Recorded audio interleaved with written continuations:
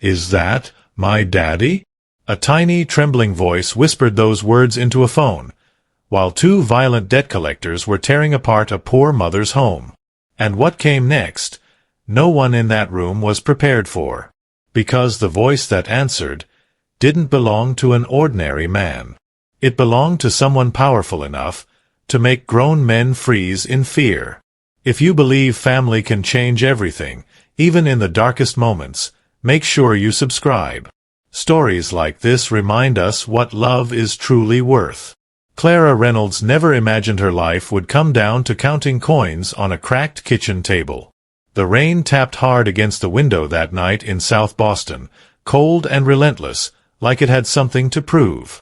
Inside her small, worn-out apartment, the air smelled faintly of old wood and cheap detergent. It wasn't much, but it was all she had left. Her fingers trembled as she counted the money again. $68. That was it. After working a double shift, smiling through rude customers, aching feet, and forced politeness, this was all she could bring home. She closed her eyes for a second, pressing her lips together, holding back the quiet storm building inside her chest. In the next room, her 3-year-old son Leo sat on the floor, quietly stacking wooden blocks. The TV flickered softly in front of him, the volume low, like even the noise was afraid to disturb the fragile peace in that home. He looked so calm. Too calm. His soft curls bounced slightly as he leaned forward, focused on his little tower. His gray eyes, those eyes, they weren't hers. They were a reminder. A memory she had tried to bury. A past she ran from. Clara looked at him, and for a moment everything hurt all over again. "Just a little more time," she whispered under her breath. "I just need a little more time." But deep down, she knew time had already run out. The letter sitting beside her said everything. Apex Capital Solutions. A name that sounded clean, professional, harmless. But everyone in her neighborhood knew the truth. It wasn't a business. It was a trap. 3 years ago, when she had nothing, no home, no safety, no future, she had taken a loan to save her baby's life. $10,000. That's all it was supposed to be. But debts like that don't stay small. They grow. They twist. They choke you slowly. And now, it had become $45,000. An impossible number. A number that didn't just demand money, it demanded control.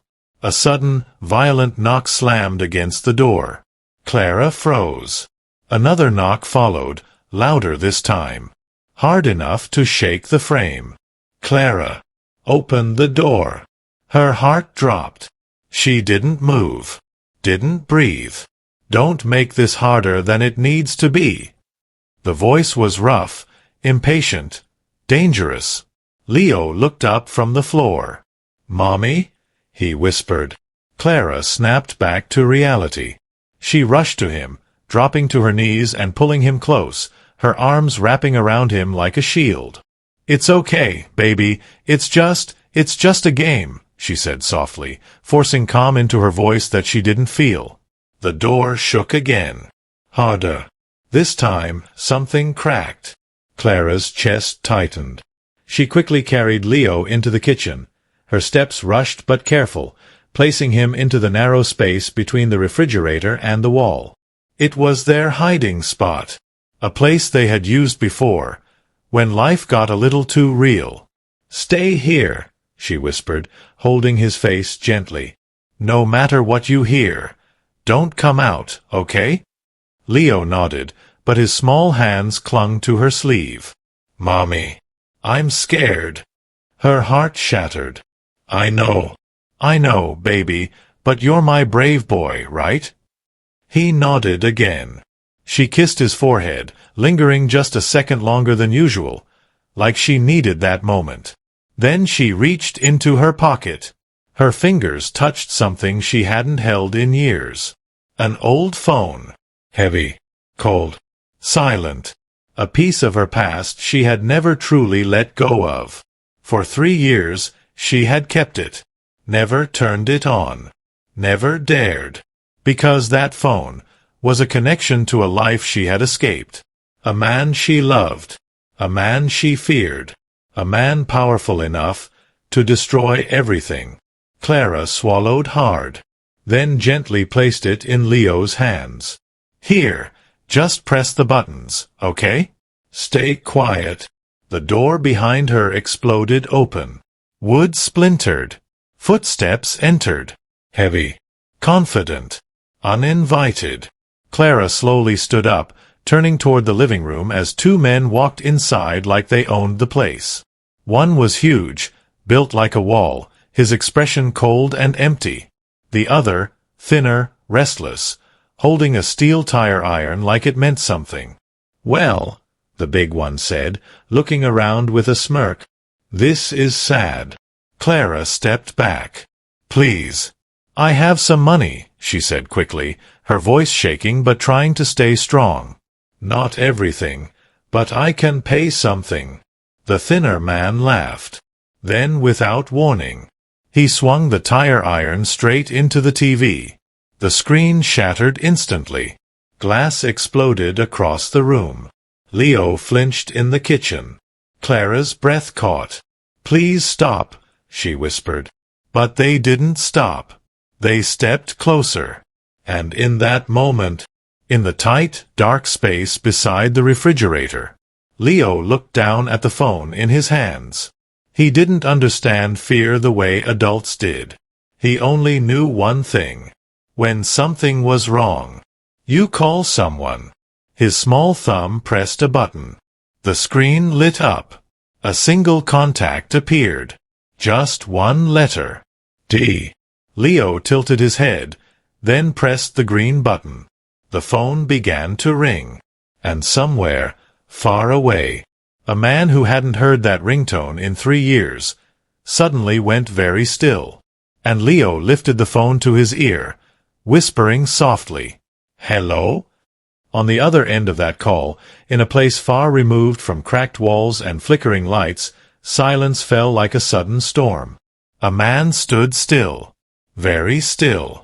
The room around him had been filled with low voices, expensive suits, and quiet power, but now everything had stopped. Conversations cut mid-sentence. Eyes turned. Because the man at the center of it all wasn't just anyone. He was the kind of man people didn't interrupt. The kind of man people feared. And right now, he wasn't breathing.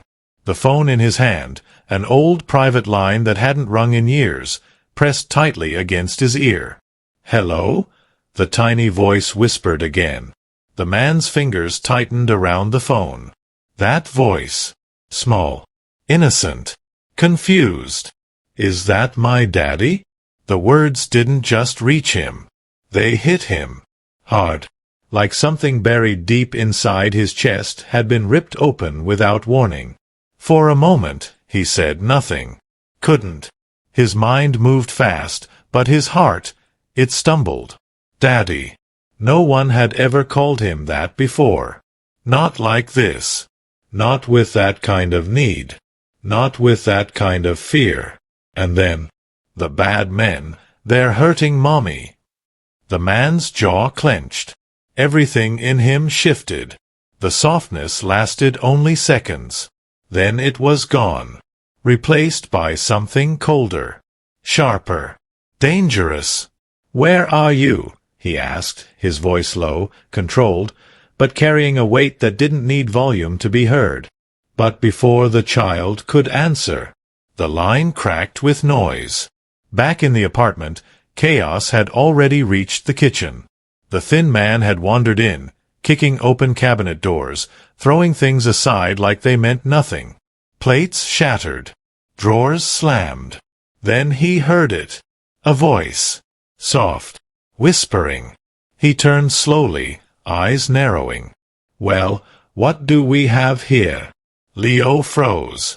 The man stepped closer, crouching slightly, peering into the narrow space beside the refrigerator. Their eyes met, and the smile that spread across his face wasn't kind.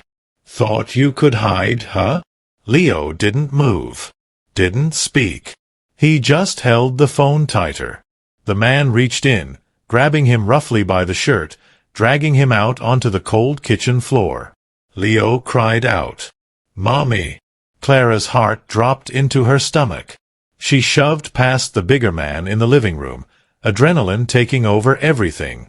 "Let him go!" she screamed, rushing forward. She didn't think, didn't hesitate. She just attacked. Her hands clawed at the man's face, desperation turning into raw, protective force. Her nails scraped across his skin, leaving sharp red marks. "Don't touch him!" "Crazy woman!"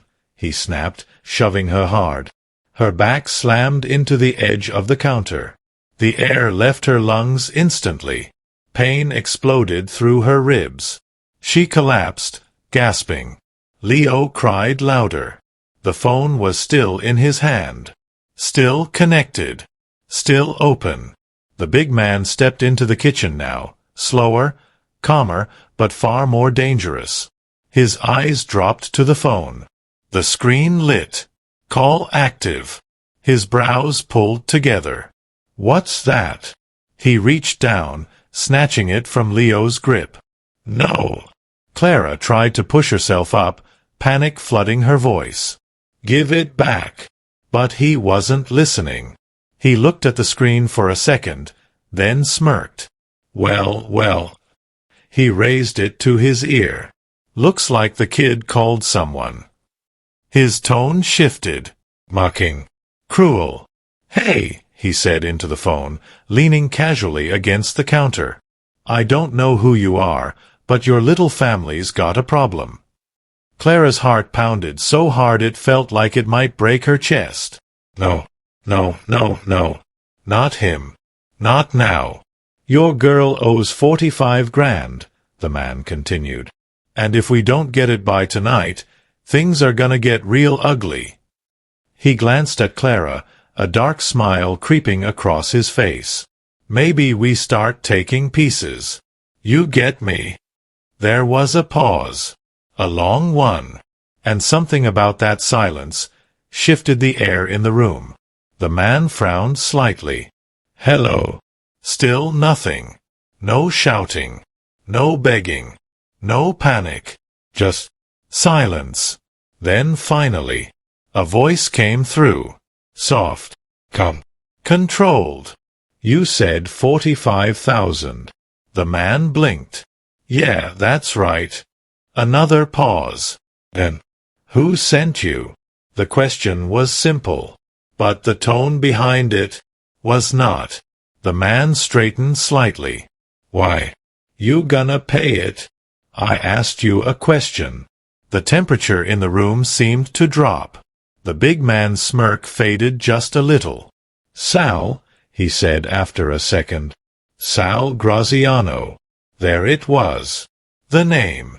And the moment it was spoken, something changed completely on the other end of the line.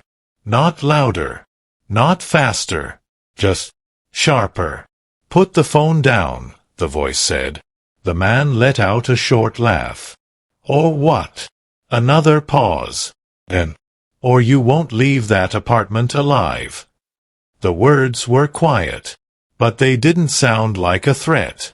They sounded like a fact. The man's smile slowly disappeared. For the first time since he walked into that apartment, he hesitated. And across the kitchen, Clara felt it too.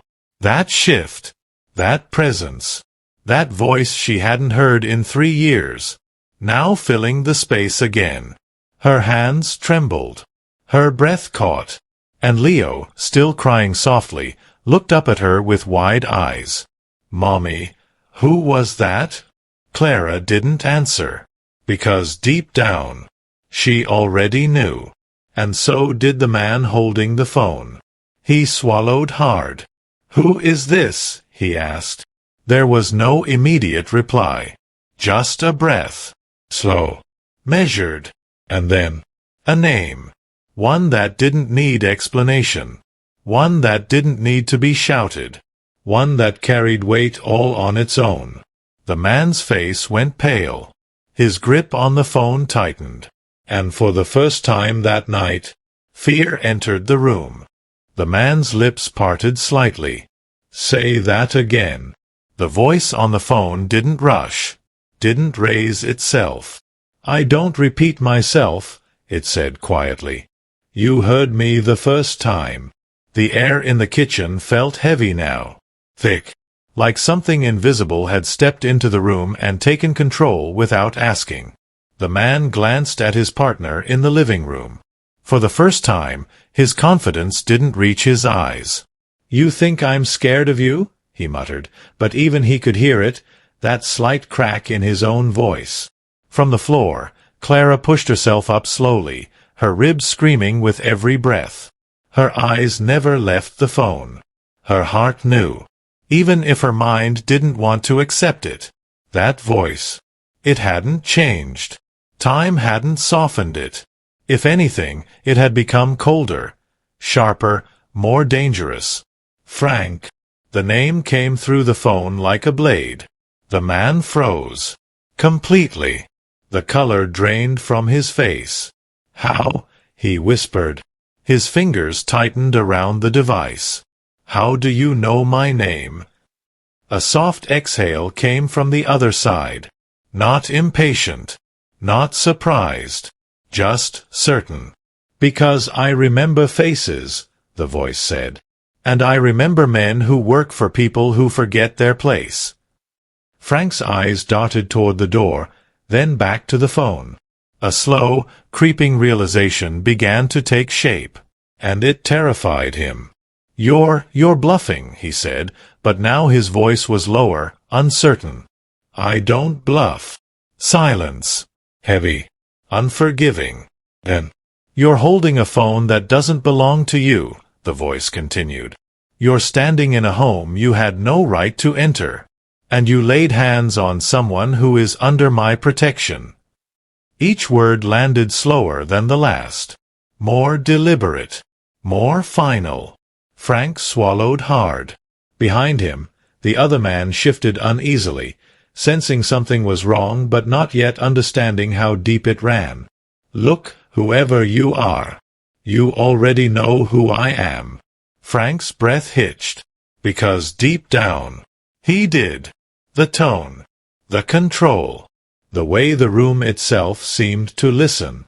It all pointed to one thing. One name. But saying it out loud felt dangerous. Like crossing a line you couldn't come back from. Clara watched him closely. Saw the shift. The fear. And something inside her twisted. 3 years. 3 years of running. Of hiding. Of surviving on scraps and fear. And now, he was here. Not in front of her. But close enough to feel. Close enough to change everything. "Listen," Frank tried again, forcing a shaky laugh. "This ain't personal. It's just business, all right? She owes money." "You're talking too much." The interruption was quiet, but it cut him off instantly. Frank's mouth shut. "You said 45,000, the voice continued. "That's what you think this is worth." There was a pause. Then, "I'll give you 10 seconds. Frank blinked. 10 seconds for what? To put the phone back where you found it. The words didn't come with anger. They didn't need to. "After that," the voice went on, "you sit down. You wait. And you don't move." Frank's hand began to shake. "What happens if I don't?" he asked, barely above a whisper now. Another pause. And then, "I come anyway." The room went still. Even the sound of the rain seemed distant now. "I come," the voice repeated softly, "and I don't ask questions." Frank's throat tightened. He looked at Clara. Really looked at her this time. Not as some poor woman who owed money. Not as someone powerless. But as someone connected. Someone protected. And suddenly, everything made sense. The child. Those eyes. That calm voice calling him Daddy. Frank stepped back. Just one step. But it changed everything. Behind him, his partner frowned. "Frank, what's going on?" Frank didn't answer. His eyes stayed locked on Clara. "You," he said slowly, his voice barely holding together. "Who are you?" Clara didn't respond. She couldn't, because if she spoke, everything would become real. Instead, she pulled Leo closer, wrapping her arms around him, pressing his head into her shoulder. He clung to her, still trembling. "Mommy, I don't like them." "I know, baby," she whispered softly, her voice breaking. "I know." Frank looked back at the phone, at the glowing screen, at the call that hadn't ended. 10 seconds. It felt like a countdown to something far worse than he understood. "You're serious," he muttered. No answer came. But that silence said enough. Frank lowered the phone slowly, his hand shaking. Then, almost carefully, he placed it on the counter, like it might explode if he dropped it. He stepped back again, his breathing uneven now. "Frank?" his partner said again, sharper this time. "What the hell are you doing?" Frank finally turned to him. And for the first time since they walked into that apartment, his face showed fear. Real fear. We need to sit down," he said quietly. The other man blinked. "What? We sit. Now. Are you crazy? We're not done here." "We're done," Frank snapped suddenly, his voice breaking through the tension. "You don't understand who that is." The room went silent again. Clara's heart pounded. Leo's small fingers tightened in her shirt. And from the counter, the phone remained there. Still connected. Still listening. Still waiting. On the other end of that line, a man had already started moving. And in that moment, even before anyone heard sirens, even before footsteps filled the hallway, even before the night truly changed, Clara felt it. That shift, that arrival, that unstoppable force drawing closer. And she knew nothing would ever be the same again. Frank backed up until his legs hit the edge of the couch. Then he sat down. Slowly, like his body understood something his mind was still trying to catch up to. His partner stared at him, confused, irritated, but there was something else now too. Uncertainty. "You're seriously doing this?" he said, gripping the tire iron tighter. "Over some voice on a phone?" Frank didn't look at him. "Sit down," he said again, quieter this time. There was no aggression left in his tone. Only urgency. The kind that comes when a man realizes he's already made a mistake, and now he's trying to survive it. The other man let out a dry laugh, shaking his head. "Nah, I'm not playing along with this," he muttered. "We came here for money. We're leaving with something." He took a step forward, toward Clara. Leo saw it, and his small hands tightened around his mother again. "Mommy." Clara's breath caught. Her body moved before her thoughts could. She stepped back, shielding Leo completely, her back brushing against the cold surface behind her. "Don't," she said, her voice low but firm. "Don't come any closer." The man smirked. "Or what?" He raised the tire iron slightly, letting it hang loose in his grip like a threat that didn't need explaining. "You think that voice is gonna walk through that door right now?" Clara didn't answer. Because she didn't know. Not yet. But something inside her, something deep and quiet, believed. Frank suddenly stood up again. "Stop!" he snapped, louder than before. The man turned to him, annoyed now. "What is your problem?" "My problem," Frank said, his voice shaking, "is that you're about to do something you can't take back." The man scoffed. "Too late for that." "No," Frank said, stepping forward. Not too late. Not yet. There was a pause. A strange one. Because now, the roles in the room had shifted. The one who came to threaten was now trying to prevent something worse. And the one who came ready to fight didn't understand why. "You're acting like he's already here," the man said, lowering the tire iron slightly. Frank swallowed. "He is." The words hung in the air. Heavy. Unsettling. Not loud. But certain. The man frowned. "That doesn't even make sense." "It doesn't have to," Frank replied quietly. "People like him, they don't wait. They don't hesitate.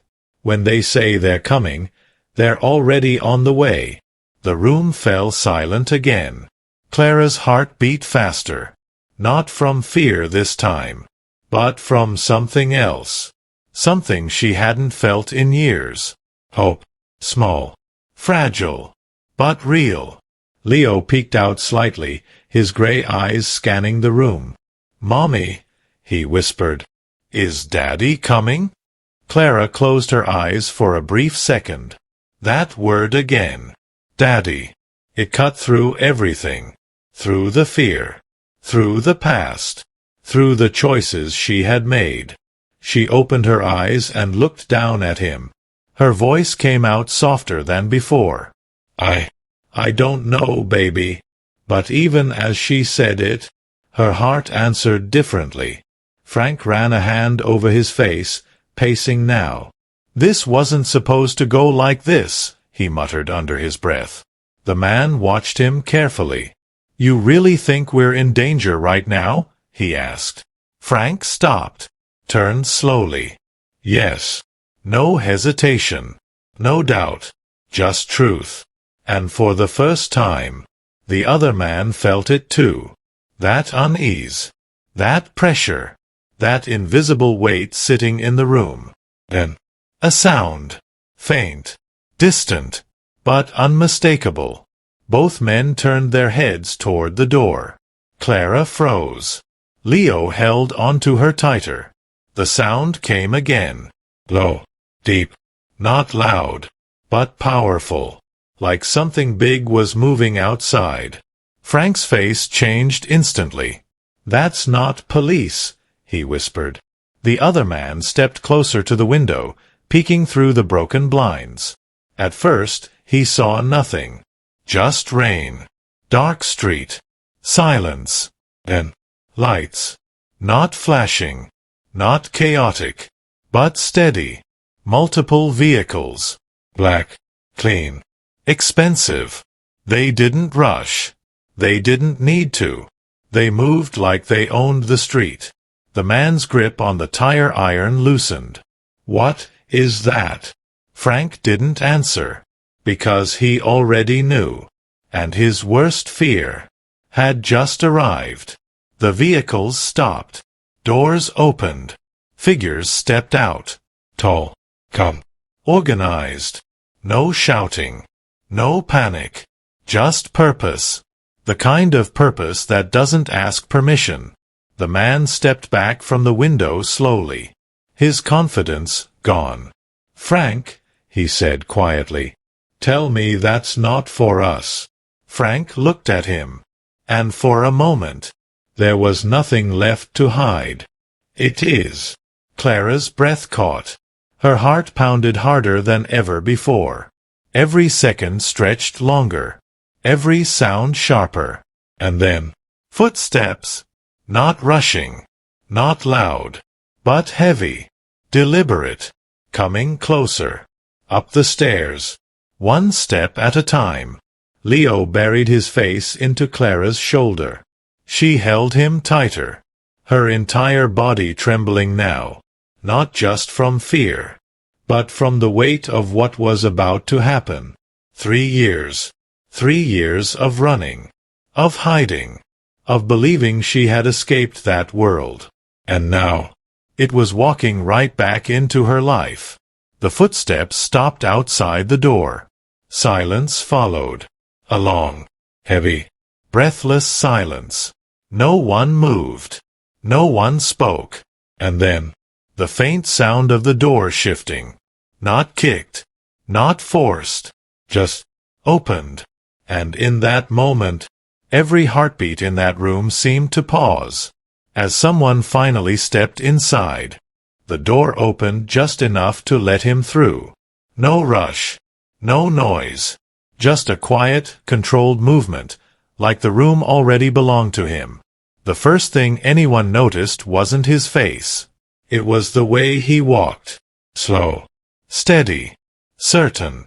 Like every step had already been decided long before he took it. The men behind him didn't speak. They didn't need to. They stopped at the entrance, forming a silent wall that blocked the outside world from touching anything inside. But he kept walking. Straight ahead. Not toward the men. Not toward the broken furniture. Not even toward the shattered pieces of fear scattered across the floor. His eyes went to one place. Clara. And for a moment, everything else disappeared. She stood frozen, her back against the cold surface behind her, Leo pressed tightly against her chest. Her fingers gripped him like she was afraid the world might try to take him again. Their eyes met. 3 years. 3 long, painful years, collapsed into a single second. There was no anger in his face. No immediate rage. Just something deeper. Something heavier. Something that hurt. Clara. Her name left his lips like it had been waiting there. All this time. She didn't move. Couldn't. Her throat tightened. Dominic. The word barely made it out. Soft. Fragile. But real. Leo shifted slightly, peeking over her shoulder. His small eyes landed on the man in front of them. Something about him felt familiar. Not in memory, but in feeling. "Mommy," he whispered. "Is that?" Clara didn't answer. Because she didn't trust her voice. Dominic took one step closer. Then another. Slow enough not to scare them. Careful enough not to break the moment. But every inch he moved forward made the room feel smaller. He stopped just a few feet away. Close enough to see the tear stains on Clara's cheeks. Close enough to see the fear still sitting behind her eyes. And that hurt him more than anything. His gaze dropped. To Leo. And for the first time, the calm cracked. Just slightly. Because the boy staring back at him looked like him. The same eyes. The same quiet intensity. The same presence. But softer. Innocent. Untouched by the darkness Dominic had lived in his entire life. His chest rose slowly. And for a second, he didn't know what to say. "Hey," he said finally, his voice lower now, warmer, unfamiliar even to himself. "You're Leo, right?" Leo didn't answer immediately. He held on to Clara tighter. But he didn't look away. "You were on the phone," Dominic continued gently. "You called me." Leo nodded slowly. "You said you were my daddy."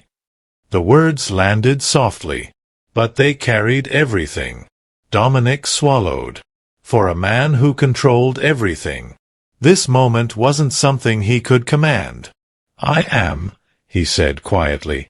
Leo blinked, studied him, then asked in that same small voice, "You came?" Dominic's expression softened. "I always come when it matters." Clara's breath hitched, because she remembered that promise, that man. Before everything broke. Before everything fell apart. But the moment didn't last. Because behind them, reality was still there. Waiting. Frank shifted on his feet, unable to stay still anymore. "Mr. Dagg," he started, but the words died in his throat. Dominic didn't even turn his head. Not yet. His focus remained on Clara. "You're hurt," he said, noticing the way she held herself. "It's nothing," she replied quickly. But her voice betrayed her. Dominic's jaw tightened. That calm. It didn't disappear. But it changed. Just slightly. Enough to feel dangerous again. Finally. He turned. And when he did, the room changed. The warmth in his eyes faded, replaced by something colder. Controlled. Measured. But lethal. His gaze landed on Frank first. And Frank immediately looked down. Like eye contact itself felt like a mistake. "Which one of you touched them?" Dominic asked. The question was quiet. But it didn't need volume. Frank swallowed hard. "We didn't. I mean, it wasn't." "Answer me." This time, there was no softness left. The other man stepped forward slightly, trying to regain something, anything. "We were just doing our job," he said. "She owes money." Dominic looked at him. Just looked. And whatever confidence he had left disappeared instantly. "You broke into her home," Dominic said calmly. "You scared my son." The word hung in the air. My son. Frank's knees felt weak. The other man didn't speak again. Couldn't. Dominic took a step toward them. Not fast. Not aggressive. But final. "You had 10 seconds, he said. "You used them." Frank nodded quickly. "We sat down. We didn't touch them after that, I swear." Dominic raised a hand slightly. And just like that, 2 men behind him moved forward. Silent. Precise. They didn't speak. Didn't hesitate. They simply took control. The other man dropped the tire iron immediately, hands going up without being told. Frank followed. Both of them now standing, but no longer in charge of anything. Dominic watched them for a moment, then turned back. To Clara. To Leo. The only 2 things in that room that mattered. His voice softened again. Just a little. "Come here," he said quietly. Clara didn't move. Not yet. There was too much history between them. Too much pain. Too many questions that hadn't been answered. But Leo. Leo leaned forward slightly. Curious. Drawn. Clara felt it. And for a second, she hesitated. Then slowly, carefully, she loosened her grip just enough. Leo stepped down, his small feet touching the floor. And then, one tiny step forward, toward the man who had just walked back into their lives. Dominic didn't move. Didn't rush. He simply lowered himself slightly, bringing himself closer to the boy's level. Leo looked at him. Really looked. Then reached out, his small hand barely brushing against Dominic's sleeve. "Are you really my daddy?" Dominic's chest tightened. But his answer came steady. "Yes." Leo stood there for a moment, thinking, feeling. Then slowly, he leaned forward. Just a little. Enough to close the distance. And Dominic, for the first time in a long time, didn't know what to do with his hands. But then, he placed them gently on the boy's shoulders. Careful. Like something fragile. Something precious. Something he never knew he had, until now. And across the room, Clara watched. Her eyes filled with tears. She didn't stop this time. Because in that moment, everything she had tried to protect, everything she had run from, everything she had sacrificed, had finally caught up with her. And it wasn't over yet. Not even close. Because as Dominic held his son for the first time, his eyes lifted, back to Clara. And there was one question still waiting between them. Unspoken, heavy, and impossible to ignore. Clara couldn't look away. Her hands trembled at her sides as she watched Leo standing there, so small, so trusting, reaching toward a man she had spent years running from. And yet, there was no fear in Leo now. Only curiosity. Only something soft, something natural, like a bond that didn't need to be explained. Dominic's hands rested gently on the boy's shoulders, steady but careful, like he understood how fragile this moment was. For a second, neither of them spoke. They just looked at each other, studied each other, as if both of them were trying to recognize something that had always belonged to them, but had been kept apart. Leo tilted his head slightly. "You don't look scary," he said quietly. Dominic blinked. It was such a simple sentence, but it hit deeper than anything else that had been said that night. A faint, almost invisible smile touched his lips.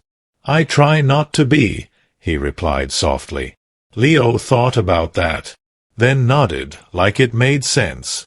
Behind them, Clara let out a shaky breath she didn't realize she had been holding. This wasn't how she imagined it. Not like this. Not in a broken apartment. Not after fear and chaos. She had imagined, if this moment ever came, it would be different. Safer. Cleaner. But life didn't work that way. And neither did truth. Dominic slowly stood back up, his hands still lightly resting near Leo, not pulling him away, not claiming, just there, present. Then his eyes moved back to Clara. And everything else faded again. "You ran," he said. Not angry. Not accusing. Just stating it. Clara's chest tightened. "I had to," she replied, her voice low but steady. Dominic's jaw flexed slightly. "For 3 years." There was something in his tone now. Not rage.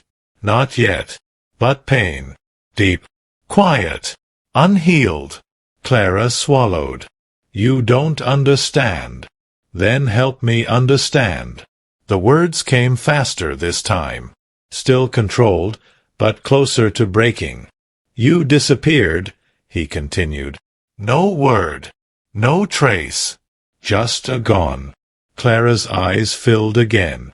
"Because I was scared," she said, her voice rising despite herself. "You think I wanted this? You think I wanted to raise him like this?" Her hand gestured around the apartment. The cracked walls.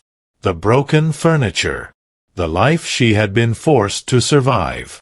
Dominic's gaze followed her hand. And for a moment, he said nothing. Because he saw it. Really saw it. The difference. The contrast.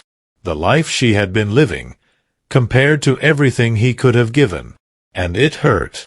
Not because of pride. But because of what she had endured. Alone. Clara's voice softened again, but the emotion didn't fade. "I found the files," she said quietly. "Everything pointed to you." Dominic's brows pulled together. "What files?" Clara shook her head, stepping forward slightly now, her fear shifting into something else. Something stronger. "You ordered it," she said, her voice trembling. "The hit. My brother. Daniel." The name hung in the air. Heavy. Painful. And something in Dominic's expression changed instantly. Not confusion. Not denial. But shock. Real shock. "Clara," he said slowly, his voice lower now. "I didn't." "I saw it," she cut in, tears spilling freely now. "I saw your name. Your signature. Everything was there." Leo looked between them, confused now, sensing the shift in energy. "Mommy?" he whispered. Clara didn't look at him. Her eyes stayed locked on Dominic. Because this was the truth she had been running from. Or protecting herself from. Dominic took a step closer. Not aggressive. But urgent. "Look at me," he said. She hesitated. Then did. "Do you really believe that?" he asked. The question was quiet. But it carried everything. Clara's lips parted. Her answer didn't come right away. Because for 3 years, she had built her entire life around that belief. That he was capable of it. that he had done it, that she had escaped something dangerous. But now, standing in front of him again, looking into his eyes, something didn't match.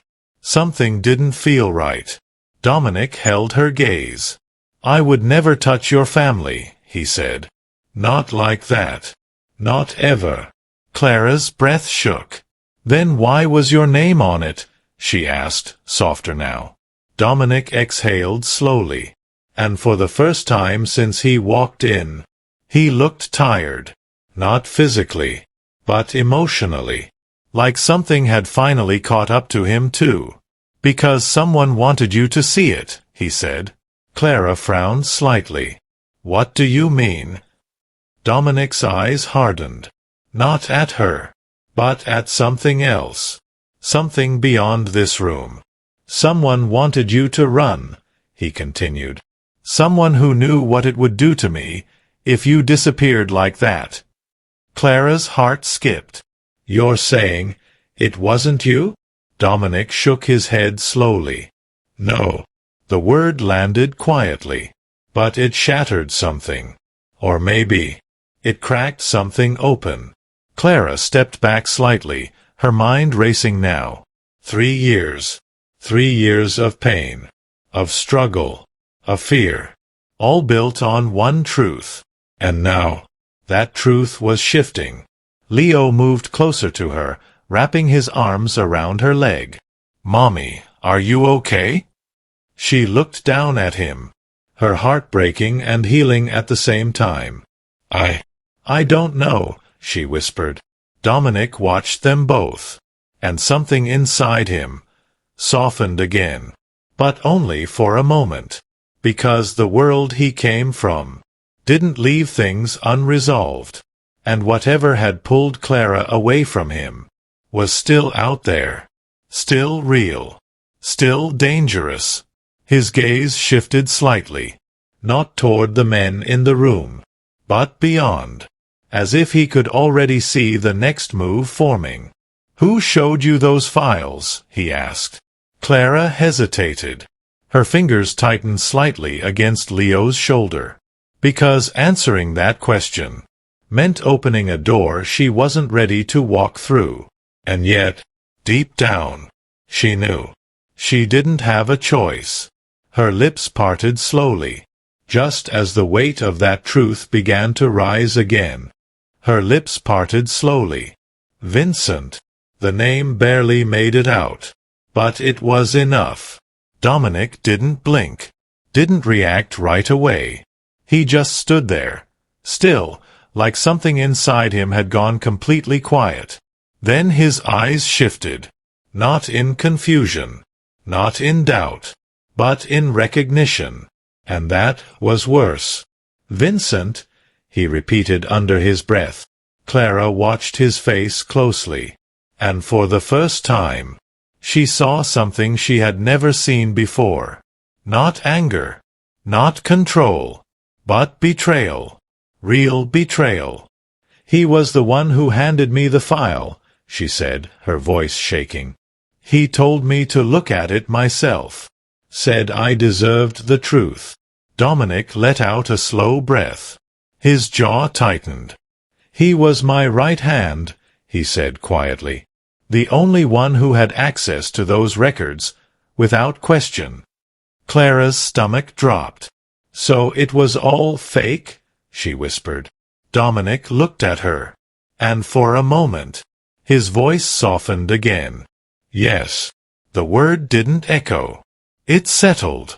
Heavy. Final. And in that moment, 3 years of pain shifted into something else. Regret. Clara stepped back slightly, her hand rising to her mouth. I left because I thought she couldn't finish. Dominic didn't move toward her, didn't rush, but his voice came steady. You left because you were protecting what mattered most, he said. That doesn't make you wrong. Tears streamed down her face now. I made him grow up without a father. Dominic shook his head. No, he said firmly. You kept him alive. The room fell quiet again. But this silence was different. Less sharp, less heavy, like something had finally been understood. Leo looked between them, his small hand still holding onto Clara's. "Mommy, are we okay now?" Clara looked down at him, her heart aching, but softer now. "I think we're getting there, baby." Dominic watched them both, and something inside him settled, but not completely, because there was still one thing left, one truth, one betrayal that hadn't been answered. His eyes hardened again, just slightly. "Vincent didn't just lie to you," he said. "He made you disappear. He made me believe I lost everything." Clara looked up. "And now?" she asked quietly. Dominic's voice dropped, colder, controlled. "Now he answers for it." Frank shifted nervously across the room, still under watch, his face pale. "You're going after him?" he asked. Dominic didn't even look at him.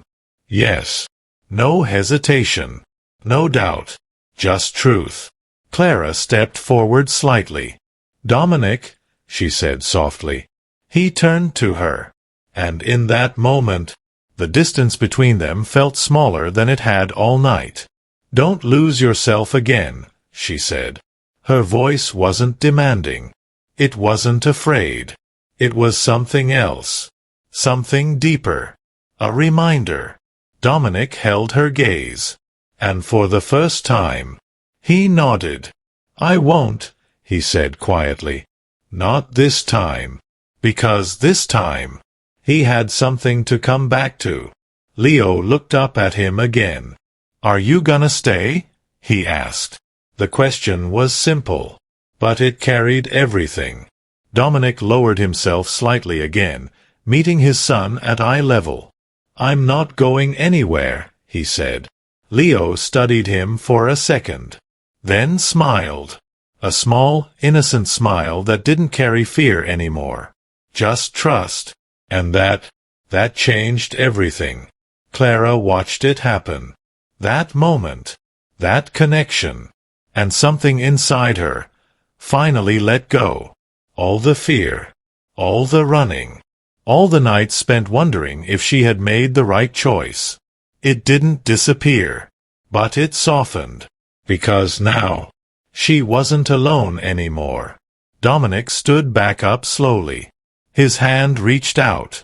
Not forceful, not demanding, just offering. Clara looked at it, at him, at everything they had lost, and everything they still had a chance to rebuild. Then slowly, she took it, and in that simple gesture, something broken began to heal. The men in the room remained silent. The storm outside continued, but inside, there was calm. Not perfect, not complete, but real. Dominic looked down at Leo, then back at Clara, and his voice, when he spoke, carried something deeper than power, deeper than control. It carried truth. "Money builds walls," he said quietly. "But love, that's what builds a home." Clara's eyes filled again. But this time, she smiled. Soft, warm, hopeful. Because for the first time in a long time, she believed it. And as Leo stood between them, holding onto both their hands, it wasn't wealth that mattered. It wasn't power. It wasn't pride. It was this. Family. Broken, tested, but still standing. If this story touched your heart, don't forget to subscribe.